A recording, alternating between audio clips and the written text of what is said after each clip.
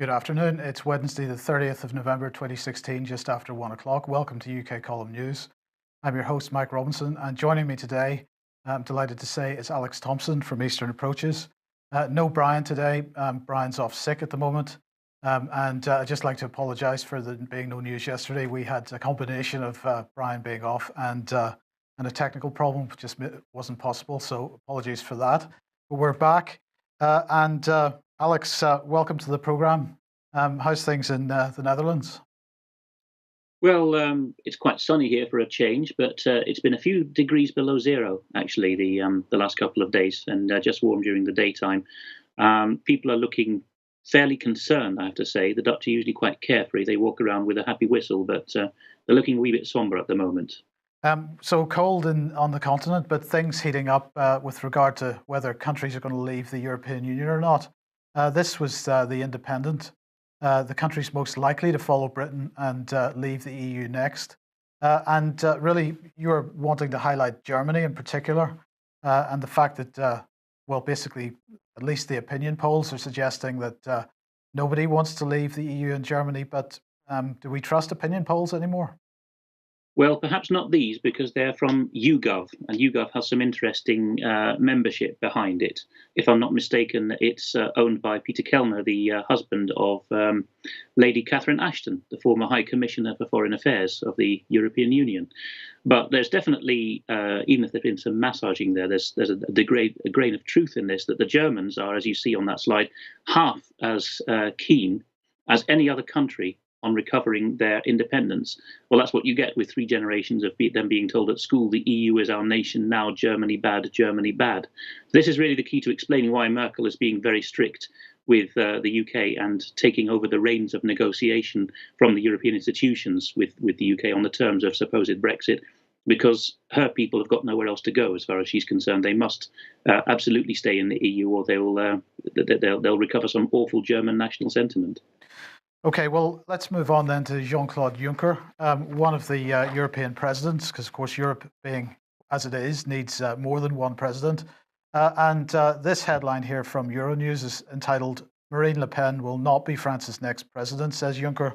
But you wanted me to quote a couple of things out of this. This is by a journalist called Isabel Kumar. And she says, "But we have the impression that the European Union is looking more and more like a house of cards. Austria is holding a presidential election in a few days' time that could put a far right leadership in place for the first time since the Second World War. There is talk of plans for a referendum then being held on EU membership. Things are getting worrying, aren't they?" And that's the question to Juncker. And Juncker said, "We can't deny or take away the people of Europe's right to express their views. Regarding referenda on EU membership, I think it's not wise to organise this kind of debate. Not only because I might be concerned about the final result, because this will pile more controversy onto the huge number already present at the heart of the EU. Besides, I don't think the next president of Austria, whoever it will be, will launch themselves into this kind of escapade." Alex, is this what referenda in the EU is all about then? Escapades? It's astonishing language, isn't it, Mike? And I mean, he's given a number of. You must read the article, by the way. It's got his frank views on everything, and in his usual marionette style of, I don't dare oppose me.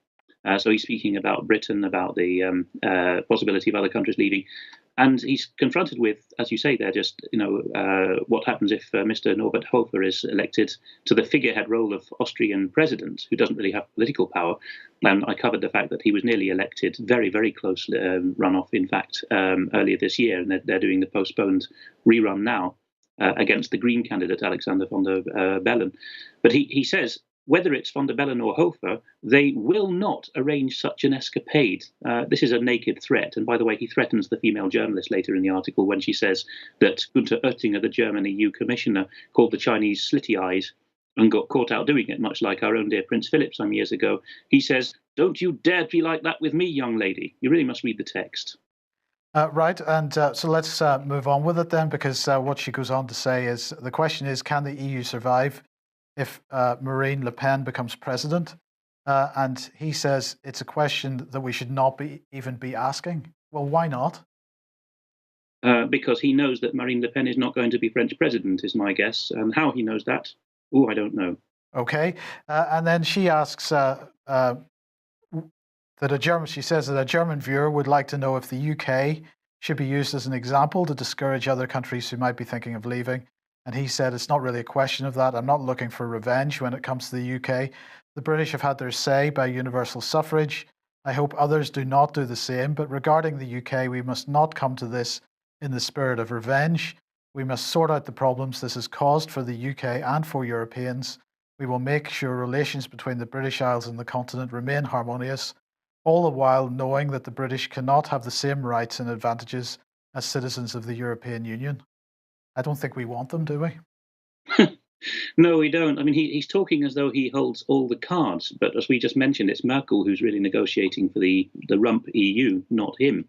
And that has rather annoyed him. Romano Prodi, the former European Commissioner, so that he had the role that Juncker now has been in the press lamenting the fact that the European Commission no longer calls the shots because these pesky member states, the powerful ones like Germany, now insist on actually having a say in the running of the EU. So the power is slipping away. And as one of our viewers has said in the chat room, Juncker is afraid. He certainly is.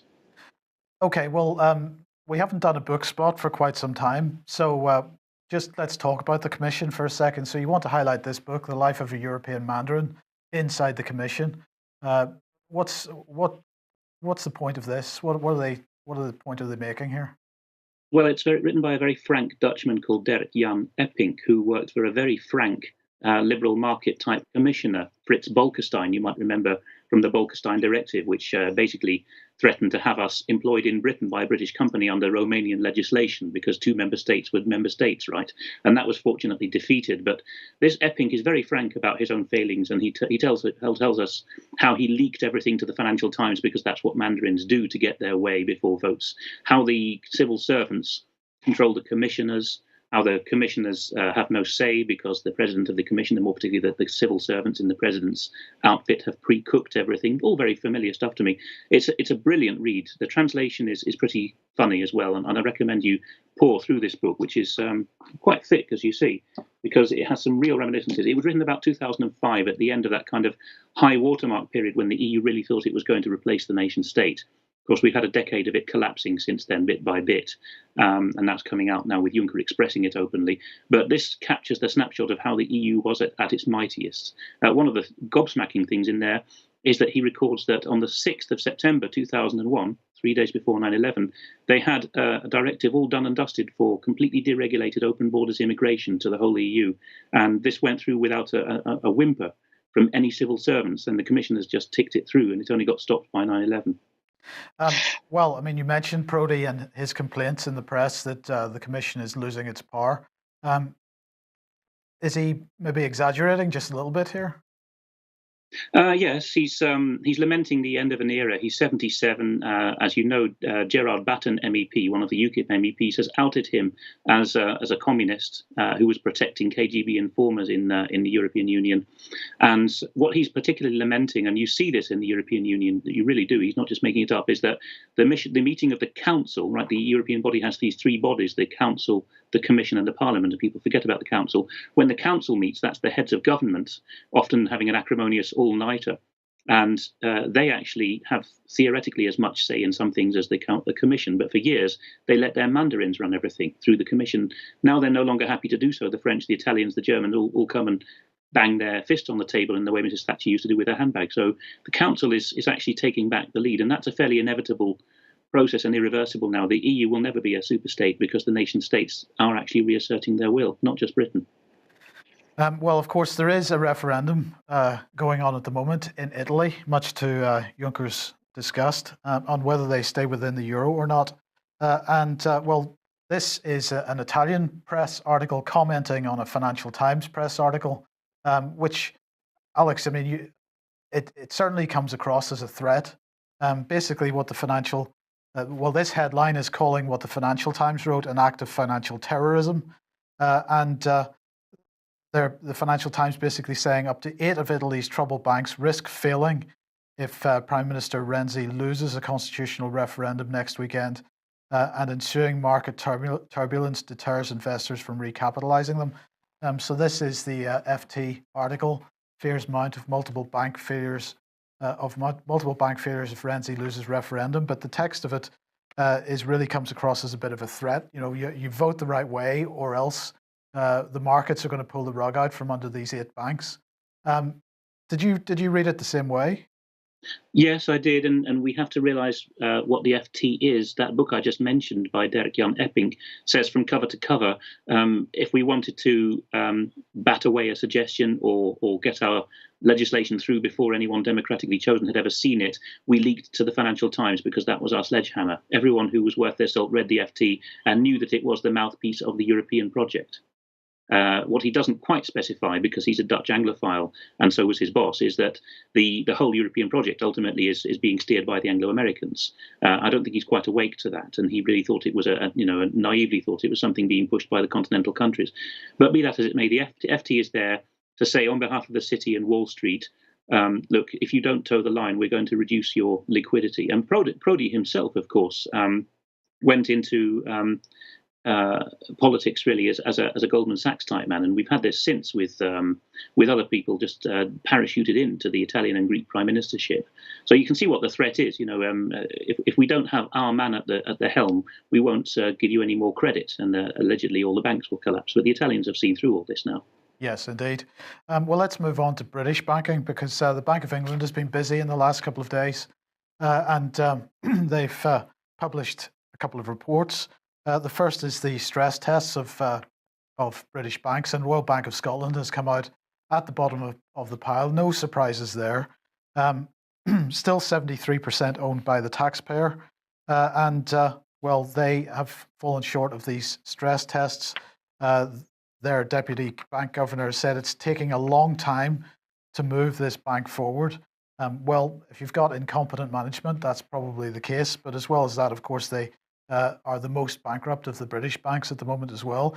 But something that I found particularly interesting was that when they ran the stress tests on RBS, when they were running the stress tests on all the British banks, it was based on a scenario where there would be, it was a 5-year scenario, £44 billion of capital wiped out in the first 2 years, which is 5 times what happened in 2008.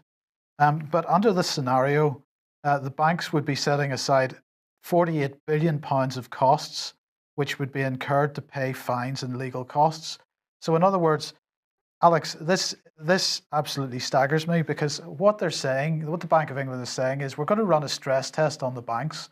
We're going to see whether that stress test identifies any problems.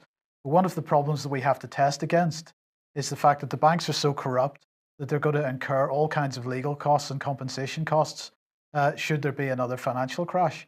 And that's got to be a pretty spectacular acknowledgement by the financial system and the City of London.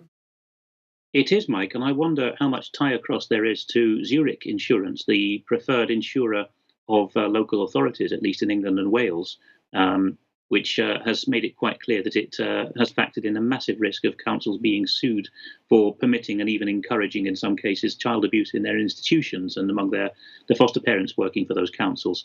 So I think the actuaries are very smart. I mean, you don't get into that profession without being very clever. And I think they well realise that there's things coming down the pipeline as well.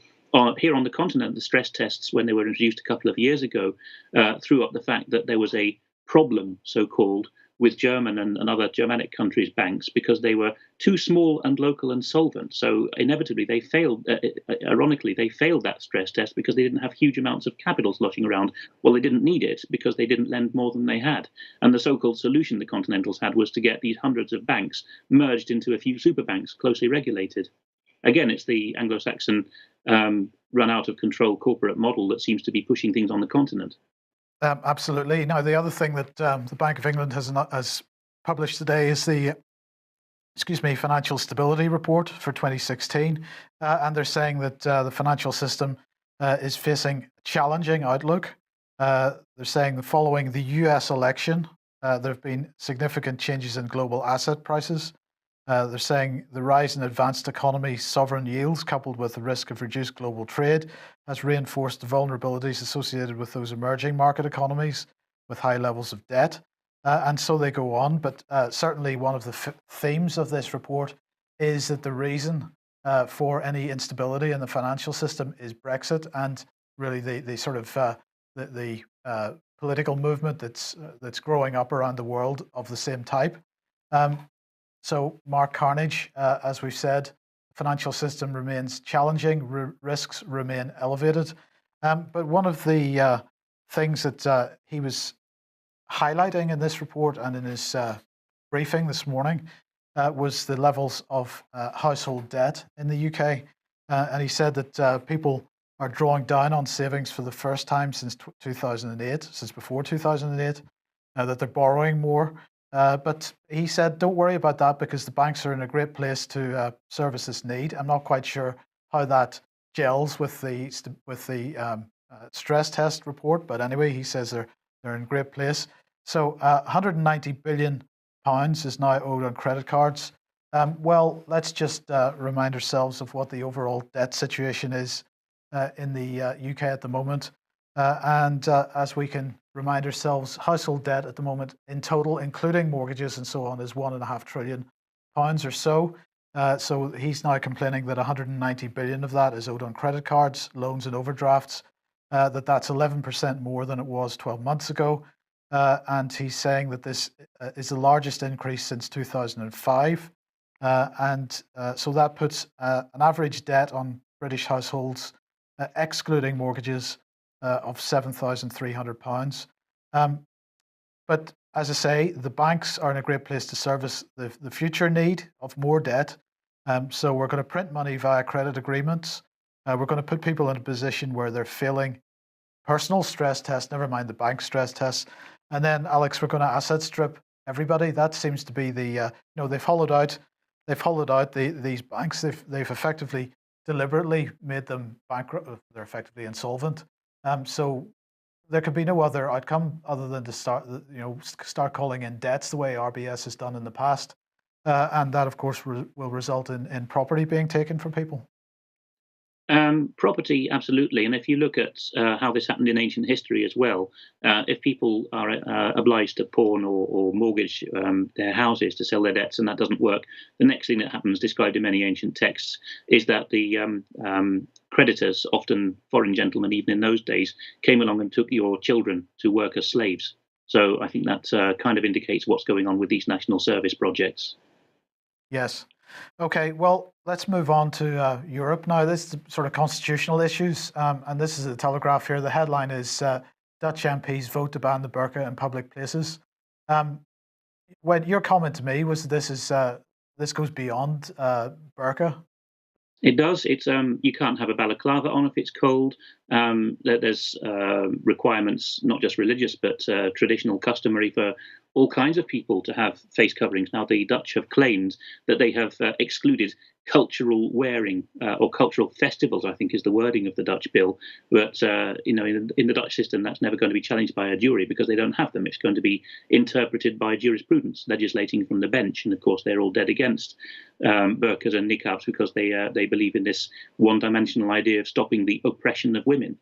And it's interesting that we've had this bogus climate of terrorists lurking around every corner, which gets the middle classes thinking, well, unfortunately, we just have to give up these liberties now because we're not safe.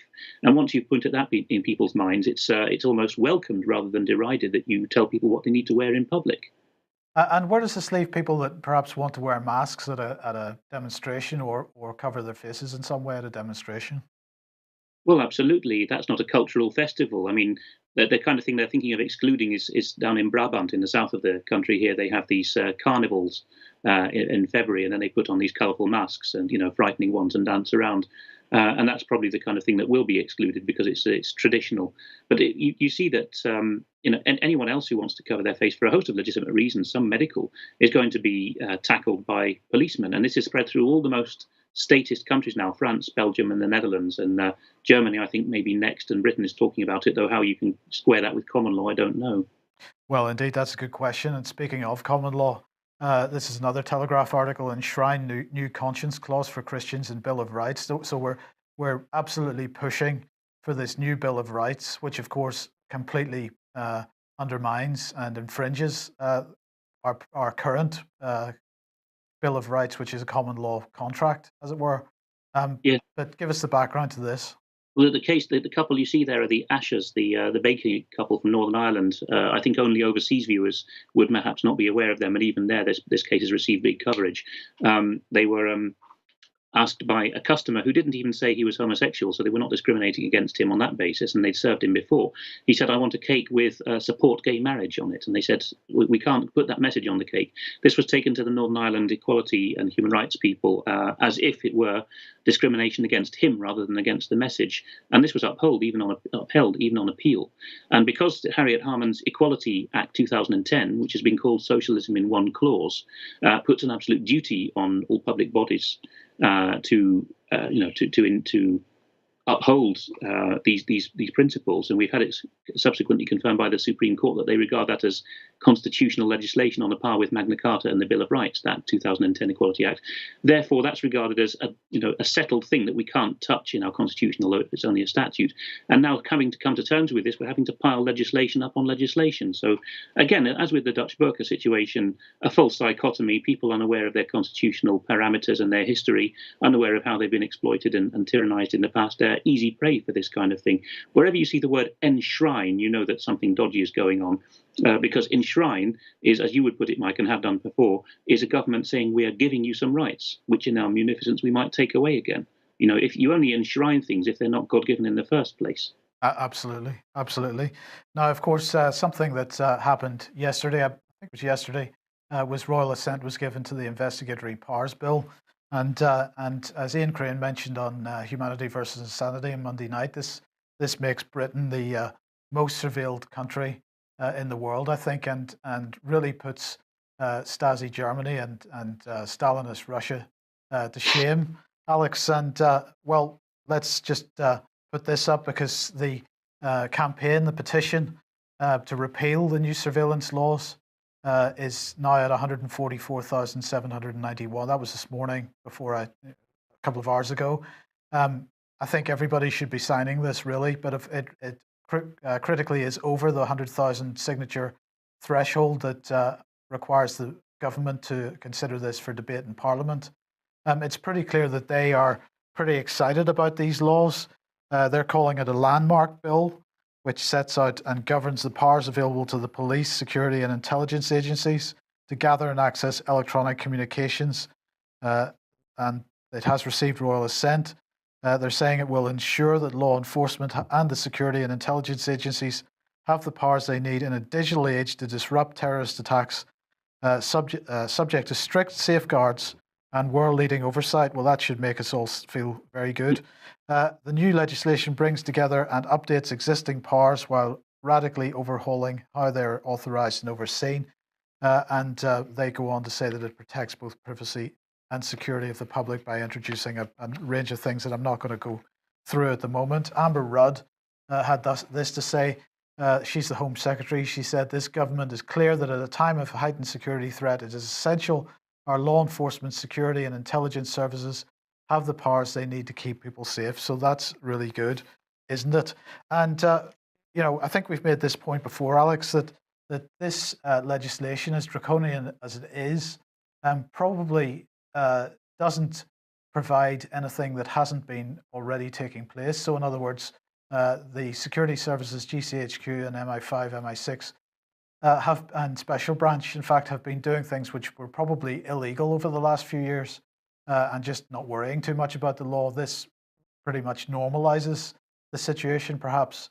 But of course, you can't change the fact that the law was broken in the past, and you can apply legislation retrospectively.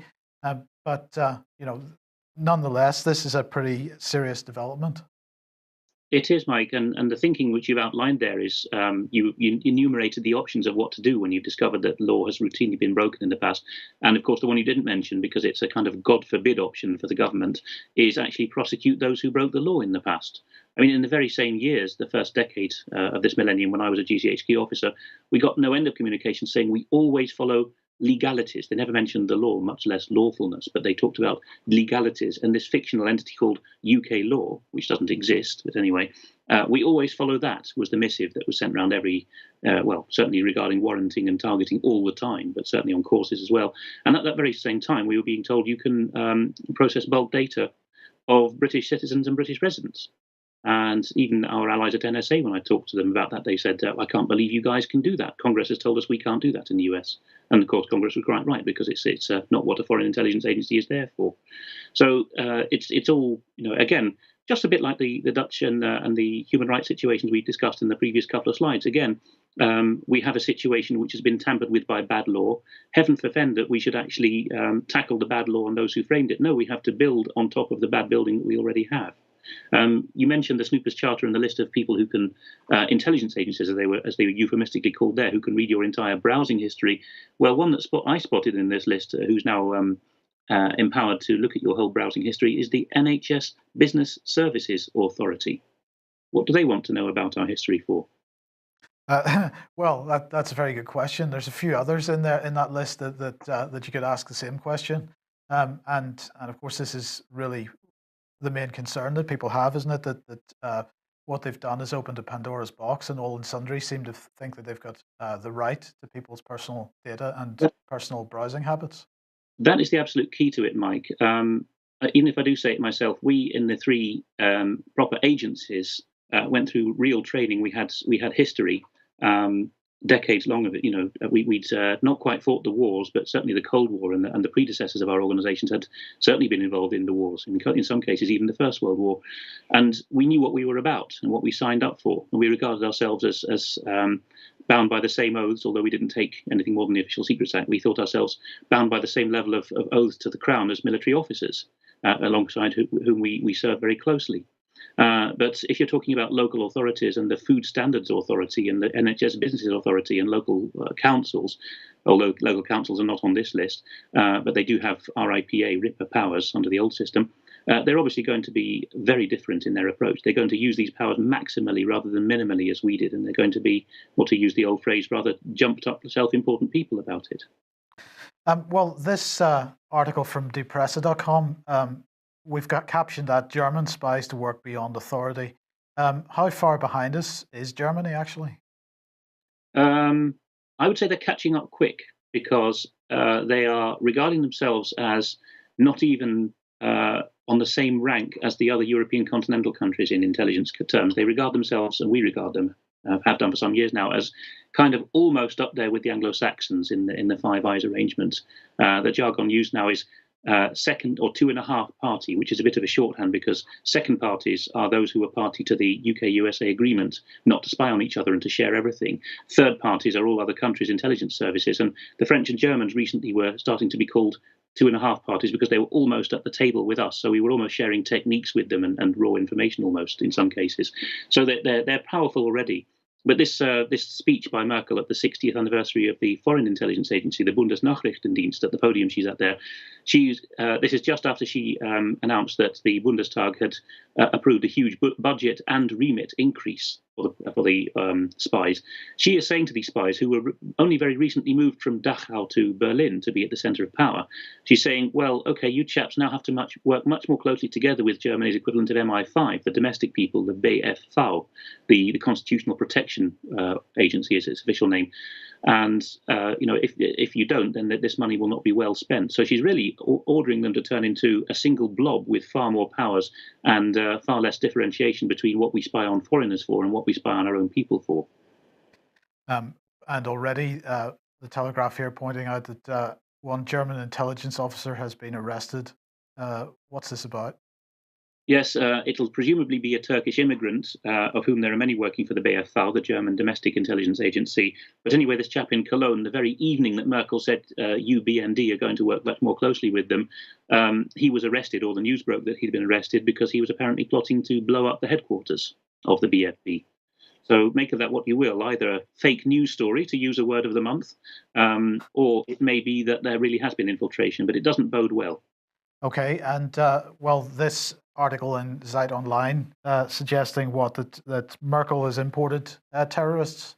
Yes, this is the candidate who got something like 49.9% or so in the first attempt to elect a new Austrian president earlier this year. If you watched the news at the time, I was showing how the whole country voted for him, and only certain districts of Vienna voted for the Green candidate, but they have the weight of population in Vienna. But anyway, he's having another go because a court has ordered a rerun.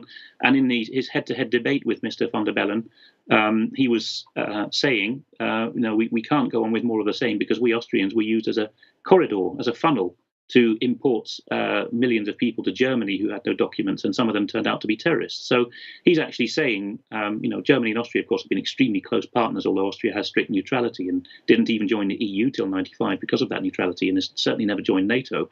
He's now saying, well, sorry, the game's up. We can't have the post-Second World War order, and we can't go on pretending the Germans are our best buddies or big brother, because they've really left us in the lurch now. They've imported terrorists for their own purposes. Yeah. Okay, well, let's move on to Syria then, and we'll look at Aleppo. Now, what I want to do here, I'm not going to even go into the detail of these articles, but I just wanted to contrast the news reporting on Aleppo with the news reporting on Mosul. And we have two very similar situations here, two cities which are held by terrorists, and which the government of the nations that they're in, the respective governments are trying to clean these terrorists out. So in the case of Aleppo, the Independent here is saying Aleppo could witness one of the worst massacres since World War II, while at the same time the Independent says ISIS does not have the guts to continue to fight for Mosul, claims Iraqi Prime Minister. So Aleppo bad, Mosul good. We've got civilians in the same situation in both places. The hypocrisy here is tangible. Let's look at the BBC. Aleppo battle UN alarm as 16,000 civilians flee government advance. Mosul, Iraq battle, IS accused of shooting civilians. The same types of things are going on in both places, where people are trying to leave eastern Aleppo. They're being stopped by the terrorists that are there, who are shooting them in the back as they try to leave. But we've got to criticize Syria, but we don't criticize anything that's going on in Iraq. And if we just go a bit broader, then tens of thousands, this Middle East Eye, tens of thousands flee Syrian armies, East Aleppo advance. And at the same time, we're saying Iraqi forces assault villages outside Mosul, face IS bombers. So the story about Mosul is very positive, and the story about Aleppo is continues to be extremely negative, Alex. And this I don't even know how to describe it. It goes beyond just simple hypocrisy. Yeah, it's breathtaking, and I don't think that the deceit is going to last much longer, because I don't know if you've seen this in Western press, Mike, but the latest I'm seeing in Russian press is that the whole of North Aleppo has now been liberated by Syrian Arab army and Russian troops. And well, I don't know if there's ground support, but certainly Russian military support there to the operation. And so the northern half of East Aleppo, which was held by ISIS, seems to have fallen. So the stories are going to come out, and I suspect they're going to come out in Russian press with more clarity and volume than they will in the Western press. So we'll keep a close eye on that. But has that actually cascaded to the West yet, that the battle for Aleppo is already half won? Well, it has to some degree, and I was speaking to Vanessa Bailey yesterday about this, and she's saying that actually in the remaining stronghold, the parts that the Syrian army haven't yet taken, most of the so-called rebels have left already, so the ones that are left are the real diehards, and so both sides are fleeing. Well, we've been hearing rumors that, in fact, there have been attempts to intervene by the West to remove some of the real diehards from eastern Aleppo. And you say, well, why would they want to kill their own people effectively? The view is that they are particularly the Western governments are particularly worried about the stories that are going to come out of eastern Aleppo once this thing is done and dusted. Because the rhetoric that they've been pushing for the last couple of years is going to fall on its head at that point. Well, it would do, wouldn't it? Because they would be saying, these were the people who appeared on Western TV screens saying, "Help us against evil Assad, who gassed his own people," and this is what these Western friends did to us. So I can quite imagine they would rather put a quick end to those gentlemen's lives first. It's not the first time the West has done things like that. No, absolutely. And we can't go past without noting what Boris Johnson said about this. I call on those with influence on the regime, especially Russia and Iran, to use this to end the devastating assault on eastern Aleppo and ensure the UN's humanitarian plan for the city can be implemented. The assault is threatening humanitarian catastrophe. Hundreds of civilians are reported killed in the past fortnight and thousands displaced by attacks over the weekend. We need an immediate ceasefire in Aleppo and immediate access for impartial humanitarian actors to ensure the protection of vulnerable civilians fleeing the fighting. These are humanitarian imperatives. He doesn't say this about Mosul, and I just want to keep making this point because this is an untenable situation, an untenable position for the British government to take. It is. They're neighbouring countries, and the whole point of ISIS trying to dismember the Sykes-Picot Agreement is that Syria and, well, certainly eastern Syria, western Iraq, were the same tribal area before Britain and France carved them up, and so there's a very close cultural and social unity between the two cases. So people are able to swap experiences. It's conceivable that people who've been liberated in Mosul will manage to speak to people who've been liberated from Aleppo and compare notes, and they might even find that the same guys with the same facial features and habits were involved in both. So there's going to be no way to cover this up. Incidentally, an anonymous German, or I think it was just quoted as a European diplomat, but it's clearly a German, has been quoted in the last week as saying, "I'm fed up talking to this Johnson. I don't take him seriously anymore. Will you please send someone serious to talk to us?" Wow, that's some comment. Well, look, you mentioned fake news a few minutes ago, so let's look at the BBC because that's always a good place to go if you want some fake news. And back in October, they reported the Syrian aid convoy attack. And this particular article is headlined Syria aid convoy attack, what we know. And what they said is an attack on a Syrian Arab Red Crescent warehouse and a UN aid convoy was in a rebel-held part of northern Syria on the 19th of September, killed at least 18 civilians, including one aid worker. The United States, which backs the rebels, believes Russian or Syrian government warplanes bombed the convoy, but Russia, a key ally of Bashar al-Assad, has rejected the accusation and said US drone was flying overhead at the time of the attack. And they go through the whole thing. They say they ask what happened and they give some spiel. They ask who's to blame and they ask, was this a war crime? Well, some people weren't terribly enamored by the BBC's coverage of this, and they wrote to the BBC and asked for comment, and they got a response a day or two ago, and this is Keith Granger. BBC said, "Thank you for getting in touch again about our Q&A article on the Syria aid convoy attack, and please accept my apologies for the delay in my response. Having investigated further, the assurance in my previous response that these pictures and footage had been verified by our journalists is not accurate and was the result of a miscommunication." So they published inaccurate information, and what they're claiming now is that publication took place because of a miscommunication. This is the BBC we're talking about, Alex. This is an incredible statement for them to make. You know, if you listen to the latest Sunday Wire edition on 21st Century Wire, which is with Patrick Henningsen and Vanessa Beeley, talking, of course, about Syria again, he mentions in that interview from last Sunday how American journalists, I think he means people who previously dealt with him, have rung him up and said, "We can't, or we won't, or we don't want to, or whatever, because you're now on this list that we've covered in recent days as people who don't check their sources." So this is the fake news meme which is going around calls all of us in the alternative media fake news on the basis that we don't check our sources. Well, as you can see any day you tune into UK Column News or 21st Century Wire, our sources are often people on the ground in the situation anyway, whether it's Britain or abroad, and certainly people with first-hand knowledge. You can't say that of the BBC, Mike, going on what you've just quoted. I mean, the number of times the BBC doesn't check its sources is going to be about 3 orders of magnitude greater on any given day, isn't it? Absolutely, and it doesn't just apply to the BBC, because one of the worst culprits in the UK, at least on television news, is Channel 4 News. Channel 4 News used to have a certain level of credibility. That has completely gone out the window in recent months. And sadly, one of the biggest culprits is your namesake, Alex Thompson, Yes. at Channel 4 News, and also Parrick Harrington. And Vanessa's had some fantastic conversations recently with them. really asking them to justify the statements they've been making and asking them what their source of information was, and they can't answer.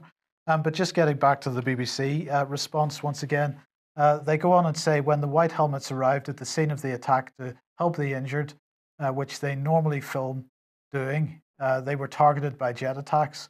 Well, none of the films that were that were taken by the white helmets demonstrated that at all. And the BBC says this prevented them from taking pictures or videos of the dead and injured as they normally do in such cases. So what they're basically saying is that because the white helmets, they say, weren't able to take photographs of the dead and injured, that justified, or at least this is the excuse they're giving for why the BBC published unverified images of dead and injured people, which in fact were not from the place at all. And then they go on to say most filming happened after things calmed down. And so the line as it stood in our piece was incorrect. So again, they're not talking about truth. They're not talking about facts even. They're talking about a line. And for a journalistic source such as the BBC to talk about giving a line, it's an acknowledgement that they are simply spinning, and that's being kind to them.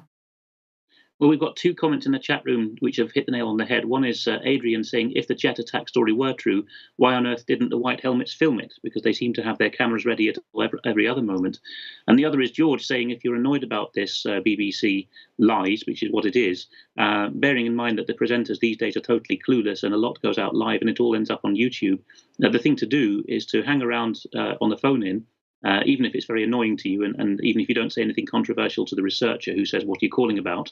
So that when you get your moment on live with the anchor, you can say, what on earth are you talking about? And you'll get a couple of truth bombs, as they call them now. You'll get them out before you're cut off. And it gets the new generation of presenters completely flustered.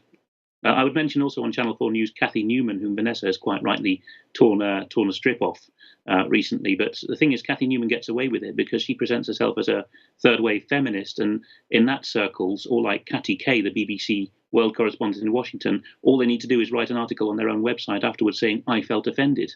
And that apparently trumps everything. I think that the overreach that we're getting now is that they're trying the same post-truth agenda with other parts of cultural Marxism, so not with the radical feminist agenda, but with issues where truth actually matters, like military facts, for example, geographical facts.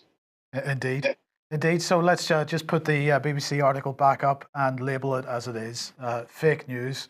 And we could probably find half a dozen others to put the same label on. Now, Vanessa is about to head off to Syria once again, and she would like to ask for a little bit of financial support for that, if anybody can.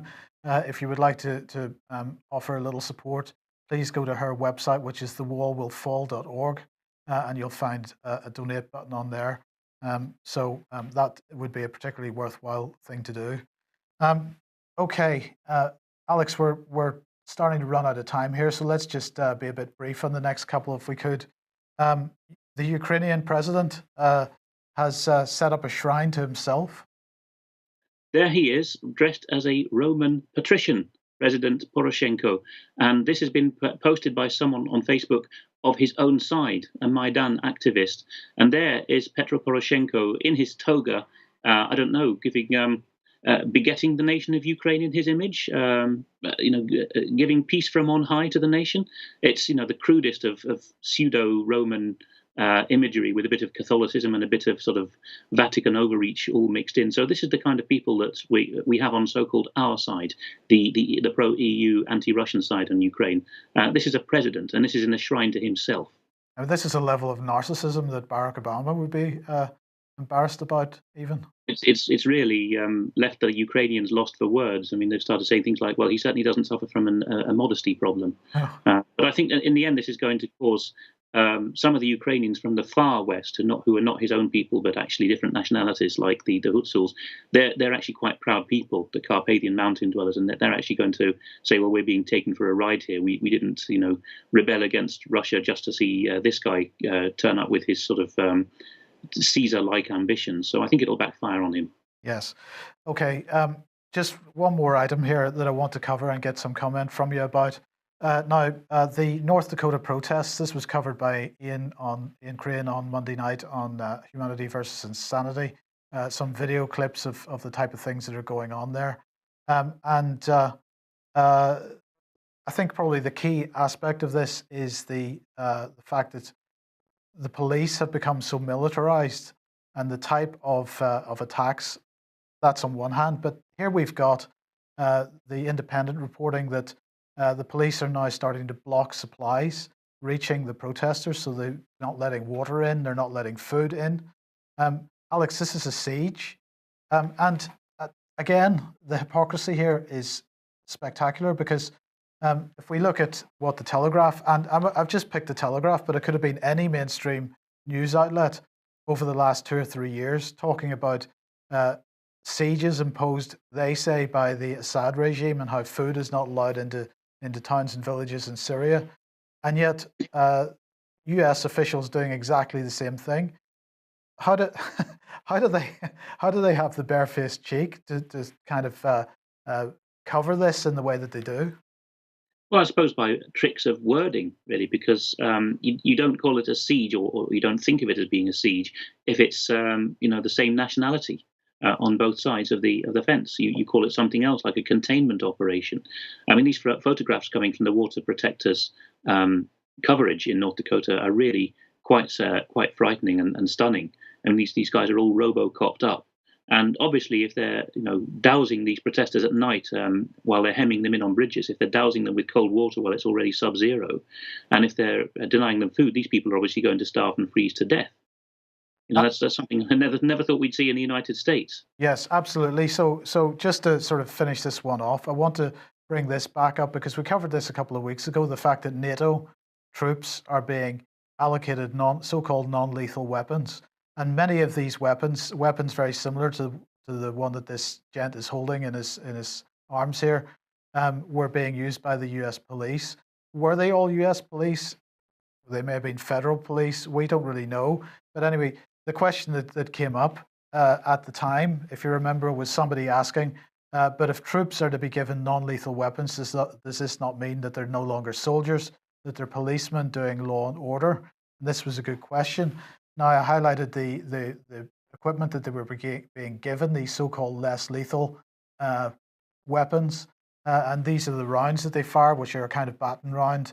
And they range from impact only to impact plus an irritating effect. So the material that's inside them actually irritates the skin. And a whole range of different paint colors in between. So you can tag people with different paint colors if you want to identify them later. And some of these types of ballistics were being used with the water protectors, and you could see some of them with the colored paint blobs on them. And even in the documentation, it is pointed out that these weapons can cause fatal injury. But the key point I wanted to highlight and remind everybody again was the European Defence Agency meeting between NATO and the EU last November, on the 17th of November 2015. And this is the happy couple. They're always kissing each other every time they meet. And I don't know what's going on there, but this is Jens Stoltenberg and Federica Mogherini. And, as I've said before, I want to remind everybody this: at that European Defence Agency conference, the message from Federica Mogherini was that we need to merge military and policing functions. This was a very key part of what they were saying at that conference. And we're basically saying exactly that, at least in the way that so-called civilian police are being deployed in certain parts of the world. We're seeing this type of thinking appearing on the front line, as it were, Alex. And this has got to worry people. Well, in a nutshell, it's the same as what we were talking about earlier with intelligence functions with regard to Britain and Germany there in the middle of the broadcast. Military corresponds to foreign intelligence. It is, using all our resources, throwing everything we've got against overseas threats because they're not our people and we don't have loyalty to them other than common human decency and the knowledge that we'll be judged for what we do. Domestic societies arrange themselves far better, with far more protections and have civil liberties, is the turn of phrase. And that's why we have police rather than military, and why we have distinct domestic intelligence agencies with far fewer powers and who are supposed to have a much lower caseload at any time. It's because we don't treat our own people in the same way we treat other people. The only reason you'd want to merge everything is if you want to go all out for a totalitarian one world government. Absolutely, absolutely. Well, look, you wanted to mention this, so I'm just going to end off with this one. Nicola Sturgeon, this is a tweet to Nicola Sturgeon. I like the idea of a Celtic corridor, Scotland, Northern Ireland, and Ireland. And your Yeah. response, yes, Scott Gov, sorry, loves pulling strings in Northern Ireland and the Republic, and you're highlighting the Doherty files here. So just very briefly on this one. Yeah. Well, Michael Gray is he works for Common Space. The Scottish nationalist movement has decided that Facebook and Twitter are too fair and balanced for them, and they've got a new social media platform called Common Space where they only allow Scott Nats to speak, and they have a newspaper in the same mould called The National, which Guido Fawkes this week described as bonkers fake newspaper, The National. And Michael Gray writes for both of these outfits, and he's actually quoting Sturgeon from her appearance this week in Dublin, where she hurrahed the setting up of the Scottish Hub within the British Embassy in Dublin. You see, and of course, the Scottish Hub is, or it was described by the half-witted Irish social workers in the Doherty case as the Scottish Embassy. But anyway, the Scottish Hub within the British Embassy is appropriating to itself all consular authority over Scots in Ireland, it seems, under cover of being there for Scottish business or whatever. So he was in the audience and he was quoting her in Dublin. But he won't be aware, I don't think, of all the stuff that the Scottish Freemasonry-based establishment has done on both sides of the border in Ireland in the Doherty case. So it's up to us to make them aware. Okay, well, I think we're going to end there. Alex, thank you very much for joining us today. And I'd like to thank all our viewers for joining us today as well. We'll be back at the same time tomorrow, 1 p.m. Well, hopefully Brian will be back with us in due course. See you then. Bye-bye.